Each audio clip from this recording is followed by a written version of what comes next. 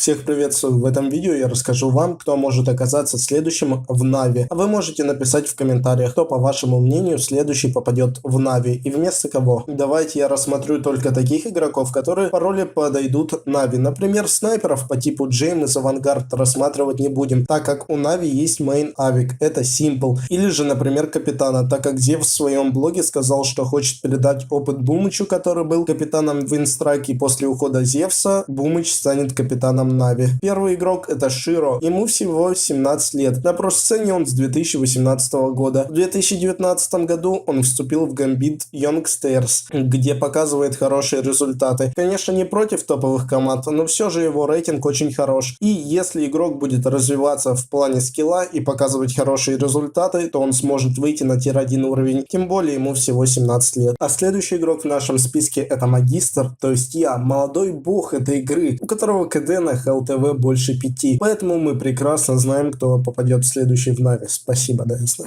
Следующий игрок в нашем списке это сам Даянг. Игрок не очень молодой, ему 22 года. Выступает за команду Team Spirit, которая занимает третье место среди команд из СНГ. С 2017 года играет за эту команду. И у него всегда хорошая статистика против тир-1 команд. Следующий игрок Кикер из Авангард. Очень хорошо показывает себя на тир-1 уровне. Он хорошо отыгрывает против всех команд. Ему всего 20 лет. Молодой, более-менее опытный игрок, который хорошо стреляет. Другое дело, захочет ли он и его организация отдать его Нави. Ведь команда Авангард топ-2 СНГ и может показать борьбу тем же Нави на крупных лан-турнирах. А следующий игрок Фларич, который играет за Просто. Зевс уже говорил, что его тестировали в Нави, когда переговоры с Flipside по поводу перехода Электроника затянулись. Но, увы, все-таки Электроник пришел в Нави, а Фларич остался играть в Просто. Ему 22 года, его рейтинг является очень хорошим. И, если честно, у него больше всего шансов попасть в Нави, так как Зевс сможет свободно организовать это, а со всеми другими игроками могут возникнуть проблемы в переговорах с организациями. Также не могу не упомянуть таких игроков, как Джейм из Авангард, Айдис Балансета из Team Spirit и Авина из Просто, которые являются мейн-авиками в своей команде. Но команде Нави мейн-авик не нужен, так как эту роль выполняет Simple, только если Simple куда-то уйдет, а он вряд ли уйдет, потому что в организации Нави работает его девушка и его брат, и ему нет смысла куда-то уезжать из родной страны в другие команды, тем более в СНГ команду он вряд ли пойдет. А также хочется сказать о том, что организация Нави создает Нави Junior, и скорее всего через несколько лет молодые и скилловые игроки смогут прийти оттуда, уже набравшись опыта от игроков основного состава Нави. А с вами был Магистр, подписывайтесь на канал, ставьте лайки, до новых встреч.